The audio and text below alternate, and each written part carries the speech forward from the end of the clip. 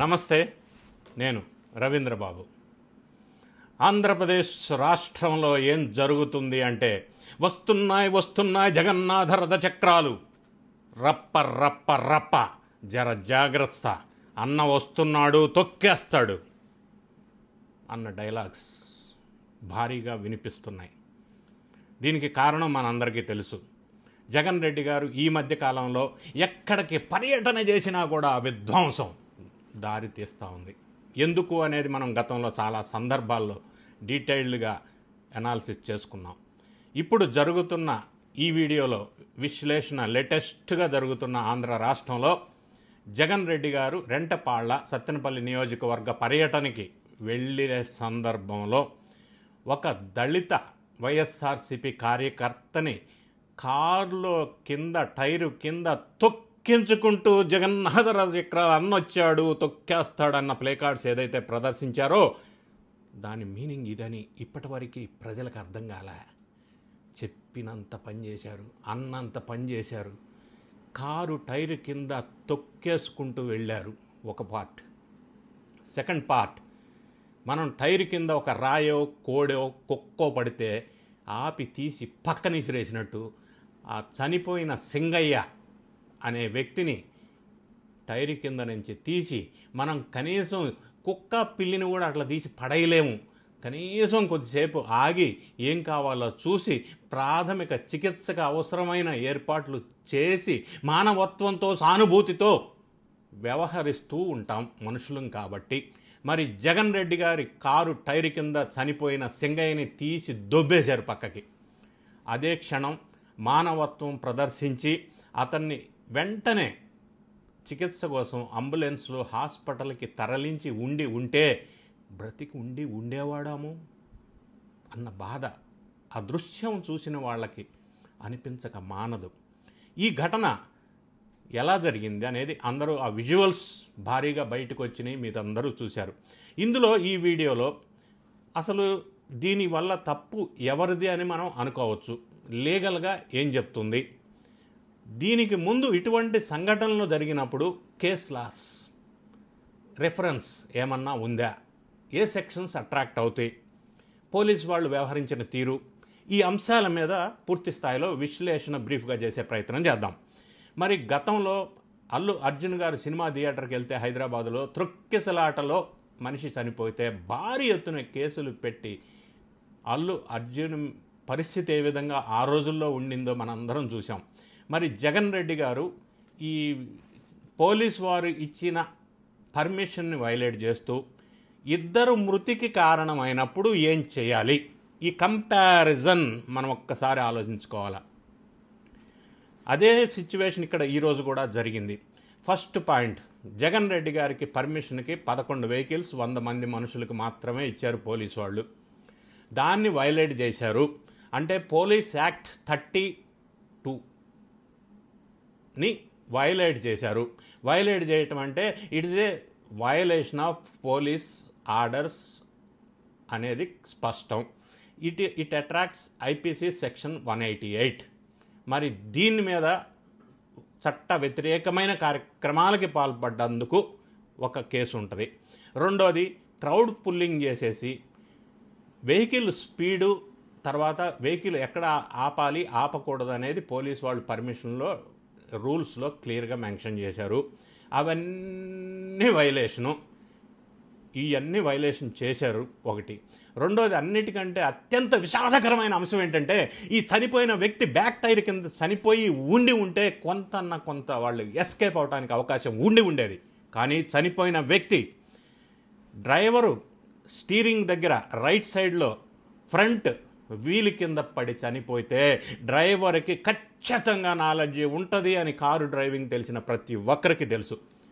Driving నేను చేస్తూ ఉంటే స్టీరింగ్ రైట్ సైడ్లో రైట్ ఫ్రంట్ టైర్ కింద అతను పడిపోతే డ్రైవర్ నాలెడ్జ్ లేకుండా ఎలా ఉంటుంది? ఖచ్చితంగా ఉంటుంది. రెండోది, పడిపోయిన వెంటనే పక్కనున్న కార్యకర్తలు అరుస్తున్నప్పుడు కారు కొంత వెనక్కి తీసి వాడిని తీసి పక్కకు దొబ్బారు. ఈ విషయం కారులో ఉన్న వాళ్ళకి తెలుసు, జగన్ రెడ్డి గారికి తెలుసు, ఆయనతో పాటు ఉన్న ప్రముఖులకి తెలుసు. కనీసం ఆపే మానవత్వం లేదా?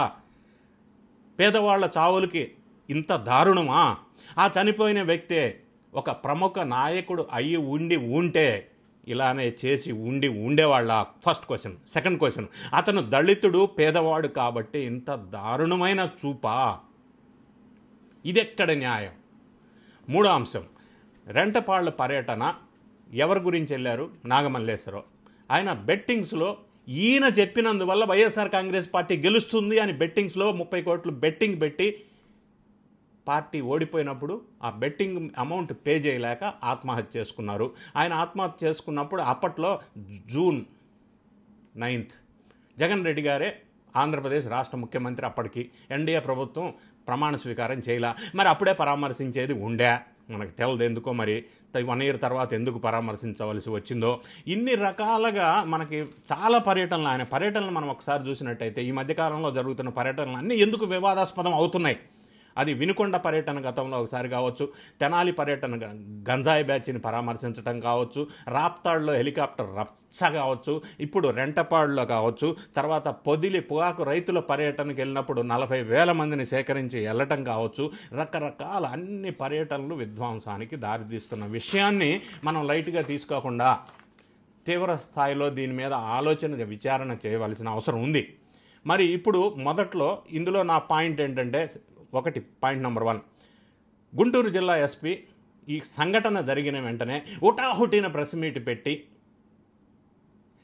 గుర్తు తెలియని ఒక వాహనం కాన్వాయ్లో కారు కొట్టలేదు, వేరే వాహనం ప్రైవేట్ వాహనం కారుకి ఇతను యాక్సిడెంట్ వల్ల చనిపోయాడని హుటాహుటిన ప్రెస్ మీట్ పెట్టడం అనేది ప్రథమ తప్పు.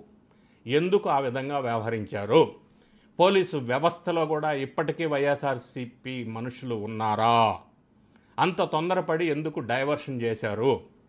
అప్పట్లో ఎస్పీ గారు ఇనీషియల్గా చెప్పింది సెక్షన్ 304 అంటే నెగ్లిజెన్స్ ఆఫ్ డ్రైవింగ్ కింద కేసు బుక్ చేశారు. ఒకటి. రెండోది, వాళ్ళు అప్పట్లో చెప్పింది private car safari vehicle number AP 26CE0001 అని చెప్పారు. తర్వాత ఈ విజువల్స్ ఎప్పుడైతే జగన్ రెడ్డి గారి కారులో ఫ్రంట్ టైర్ కింద పడితే వీడ్చి పక్కన పెట్టారని విజువల్స్ బయటకు వచ్చినాయి. అప్పుడు పోలీసులు మళ్ళీ రియలైజ్ అయ్యి మళ్ళీ ప్రెస్ మీట్ పెట్టి స్టేట్మెంట్ ఇచ్చి లేదు విజువల్స్ అన్నీ పరిశీలించాము, విచారణ ప్రాథమికంగా చేశాము, అది జగన్ రెడ్డి గారి కారు ఫ్రంట్ టైర్ కింద పడి చనిపోయాడు. ఆ కారులో పేర్ని నాని కానీ, జగన్ రెడ్డి గారి పిఎన్ఆర్ అంటారు, పి నాగేశ్వర రెడ్డి కానీ, వైవి సుబ్బారెడ్డి కానీ, మన విడుదల రజనీ కానీ వీళ్ళంతా ప్రముఖులు ఉన్నారు అని చెప్పి పెట్టారు. తర్వాత ఈ పెట్టిన 304A సెక్షన్ని వాళ్ళు అమెండ్మెంట్ మెమో సబ్మిట్ చేశారు కోర్టుకి. సెక్షన్ 106(1) ఆఫ్ BNS అంటే మనకి 304A IPCని ఈ విధంగా కన్వర్ట్ చేశారు. అంటే కాజింగ్ డెత్ బై నెగ్లిజెన్స్. తర్వాత ఇంకొక సెక్షన్ పెట్టారు, section 105 and section 49. Section 105 BNS అంటే ఏంటంటే నోయింగ్ విత్ నాలెడ్జ్, అంటే మనకి నాలెడ్జ్లో ఉండి మనకు తెలిసి చేసిన సంఘటనని సెక్షన్ 105 BNS అంటారు. అంటే culpable homicide not amounting to murder, ఈ సెక్షన్ కూడా ఇందులో జోడించారు. దీంతో పాటుగా సెక్షన్ 49 కూడా వీటి మీద పెట్టారు. సెక్షన్ 49 అంటే నేరానికి ప్రోత్సహించటం, ప్రేరణ చేయటం, సహకరించటం లాంటి సెక్షన్ కూడా దీని మీద పెట్టారు. ఇందులో A1గా వాళ్ళ డ్రైవర్ రమణారెడ్డి. ఇక్కడ ఇంకొక విషయం ఏంటంటే డ్రైవర్ రమణారెడ్డి AR కానిస్టేబుల్గా పనిచేస్తున్నారు. జగన్ రెడ్డి గారి దగ్గర 2011 నుంచి పనిచేస్తూ ఉన్నారు డ్రైవర్గా. మరి ఇటువంటి రమణారెడ్డి AR కానిస్టేబుల్ డ్రైవర్గా పనిచేస్తున్నప్పుడు MT అంటే మోటార్ ట్రాన్స్పోర్ట్లో ఇతని పేరు రిజిస్టర్ అయి ఉంటేనే ఇతను డ్రైవర్గా చేయాలి. కానీ వెరిఫై చేస్తే తేలిన అంశం ఏంటంటే మోటార్ ట్రాన్స్పోర్ట్లో ఈయన పేరు నమోదు కాలేదు. ఇన్ని సంవత్సరాల నుంచి ఆయన దగ్గర డ్రైవర్గా పనిచేస్తున్నాడు. A2గా జగన్ రెడ్డి గారు, A3గా వాళ్ళ PA నాగేశ్వర రెడ్డి గారు, A4 YV Subbareddy, A5 Perni Nani, A6 విడుదల రజనీ మీద కేసు నమోదు చేయటం జరిగింది. ఇప్పుడు ప్రాథమికంగా డ్రైవరు మాత్రమే తప్పు చేశాడు, డ్రైవర్ ఫాల్ట్, అది నెగ్లిజెన్సా, ర్యాష్ డ్రైవింగా, లేకపోతే సెక్షన్ IPC 279 ర్యాష్ డ్రైవింగ్ అని, ఇవన్నీ రకరకాల motor vehicle act 184 dangerous driving అని, ఇవి కేవలం డ్రైవర్కి మాత్రమే వర్తిస్తాయని వైఎస్ఆర్ కాంగ్రెస్ పార్టీ వాళ్ళు అనుకొని ఉండవచ్చు, లేదా ప్రచారం చేస్తూ ఉండవచ్చు. వాస్తవాలెంత, కేసు లాస్ ఏమన్నా గతంలో ఎటువంటివి ఉన్నాయా అని లీగల్ యాంగిల్లో మనం ఒక్కసారి విశ్లేషణ చేసే ప్రయత్నం చేద్దాం. ఒకటి, సంజీవ్ నందా BMW కేస్ 1999. ఇదొక కేసులా ఉంది. Similar case. అందులో ఏంటంటే ఒక 6 మెంబర్స్ని BMW కారు గుద్ది 6 మెంబర్స్ చనిపోవడం జరిగింది. అందులో ఫస్ట్లో ఇదే విధంగా సేమ్ సెక్షన్ IPC 304A కింద నెగ్లిజెన్స్ కింద కేసు పెట్టారు. తర్వాత పరిస్థితి పరిశీలించిన తర్వాత ఇట్ వాజ్ కన్వర్టెడ్ ఇంటూ 302. అంటే ఈ చనిపోవటానికి కారణం డ్రైవర్ మాత్రమే కాదు, ఓనర్ కూడా అని ఓనర్ మీద కేసు పెట్టి జైలు శిక్ష విధించటం జరిగింది. ఇది ఒక రెఫరెన్స్ కేసులా. సెకండ్ కేసులా మన అందరికీ తెలుసు, Salman Khan hit and run case 2002లో జరిగింది. ఆయన కూడా ఇదే విధంగా పాదచారులు ఆయన కారు ఎక్కించి హిట్ అండ్ రన్ చేశారు. దాని మీద కూడా ఏం జరిగిందో తీర్పు మనం అందరం చూసాం. ఇంకొక థర్డ్ కేసులా కూడా ఉంది రెఫరెన్స్ కోసం, similar type, Jacob Matthew versus state of Punjab 2005లో ఈ కేసులను కూడా నేను ఉదహరిస్తున్నాను. సిమిలర్ కేసు జరిగింది. ఇది కూడా నెగ్లిజెన్స్ అని చెప్పి మొదట్లో 304A కింద కేసు పెట్టడం జరిగింది FIRలో. తర్వాత కేసుని మార్చుకొని ఇది ఇలా కాదు అని చెప్పి ఇప్పుడు 105 అండ్ సెక్షన్ 49 ఆఫ్ BNS కింద అప్పుడు కూడా కేసు పెట్టి ఆ డ్రైవరే కాదు అందులో ప్రయాణిస్తున్న వాళ్ళు ఓనర్స్ మీద కూడా జైలు శిక్ష విధించడం జరిగింది. ఎందుకంటే ఈ కేసులు అన్నీ కూడా నాన్ బెయిలబుల్ కేసెస్. ఇప్పుడు వీళ్ళు పెట్టిన కేసెస్ కూడా నాన్ బెయిలబుల్ కేసెస్. ఈ 3 మన కేసుల రిఫరెన్సెస్ ప్రకారం డ్రైవర్ మాత్రమే తప్పు అని ఆయన మీద దొబ్బేసి వేరే వాళ్ళు తప్పించుకోవడానికి అవకాశం లేదు. ఒకటి. రెండోది మానవత కోణం కూడా లోపించింది. మూడోది మినిమం కూడా మనిషి అని కూడా చూడకుండా వదిలేశారు. దళితుడని ఆ విధంగా చేశారని ఒక విమర్శలు కూడా వస్తున్నాయి. ఇన్ని రకాల విమర్శల నేపథ్యంలో వీళ్ళు పోలీసు వాళ్ళు వ్యవహరించిన తీరు కూడా ఇనీషియల్గా స్టేట్మెంట్ ఇవ్వటం కరెక్ట్ కాదనేది మనకు అర్థమవుతోంది. దీంతో పాటుగా ఈ కేసు ఇలా ఉన్నప్పటికీ దీని మీద పబ్లిక్ ఇంట్రెస్ట్ లిటిగేషన్ పిటిషన్ కానీ హ్యూమన్ రైట్స్ కమిషన్కి మరి ఫిర్యాదు చేయటం లాంటి సంఘటనలు వాళ్ళు ఇన్వాల్వ్మెంట్ అయ్యే అవకాశం కూడా లేకపోలేదు. అయినప్పటికీ నా కంక్లూజన్లో నా సలహా, అడ్వైస్, సూచన ఏంటంటే జగన్ రెడ్డి గారు చేసిన ఈ పర్యటనలు, అన్ని పర్యటనలు ఎందుకు వివాదాస్పదం అవుతున్నాయి, విధ్వంసానికి దారితీస్తున్నాయి. ఇందులో ఒక పర్యటన 2 మరణాలు ఈ విధంగా జరుగుతున్నప్పుడు ఈ పర్టికులర్ అంశం మీద ప్రభుత్వం వారు special investigation team SIT exclusively constitute చేసి నిజాలు కుట్ర కోణాలు ఏమన్నా ఉన్నాయా అనేది వెలుగులోకి తీయవలసిన అవసరం ఉంది.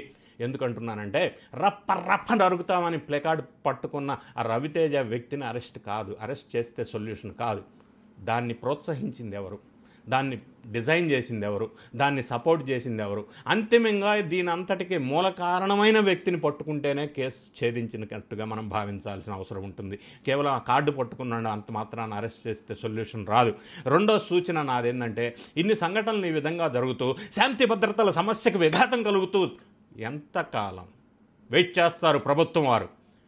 మరి ఇటువంటి సంఘటనలో ఆ వైఎస్ఆర్ కాంగ్రెస్ పార్టీ అధ్యక్షుడు లేదా వైఎస్ఆర్ కాంగ్రెస్ పార్టీకి గుర్తింపు రద్దు చేయమని ఎలక్షన్ కమిషన్ని కోరే అవకాశం లేదా? నా సూటి ప్రశ్న. ఎందుకు అలా చేయకూడదు? ఎంతకాలం ఇలా శాంతి భద్రతలకు విఘాతం కలుగుతుంటే చూస్తూ ఊరుకుంటారనేది ఆవేదన ప్రజల్లో నుంచి వస్తూ ఉంది. ఇంకొక అంశం, నా 3వ పాయింట్. మరి ఇలా జరుగుతున్న నేపథ్యంలో 11 సంవత్సరాల నుంచి బెయిలులో ఉన్న జగన్ రెడ్డి గారికి ఆ బెయిల్ రద్దు చేసే విధంగా ఏమన్నా అవకాశం ఉందా అనే అంశాలను కూడా పరిగణనలోకి తీసుకొని ఈ మరణాలని, ఈ విధ్వంసాన్ని, ఈ శాంతి భద్రతల సమస్యని పూర్తి స్థాయిలో విచారించి కేవలం కింద స్థాయి వాళ్ళకి కేసులు పెట్టడం కాకుండా ప్రధాన మూల సూత్రధారి ఎవరనేది తేల్చి వీటిని అరికట్టాలా, సీరియస్గా తీసుకోవాలన్న విషయాన్ని మరవకూడదు. ఈ వీడియో మీకు నచ్చినట్టయితే లైక్ చేయండి, మీ ఫ్రెండ్స్కి షేర్ చేయండి, సబ్స్క్రైబ్ చేసుకోండి. Thank you so much for watching.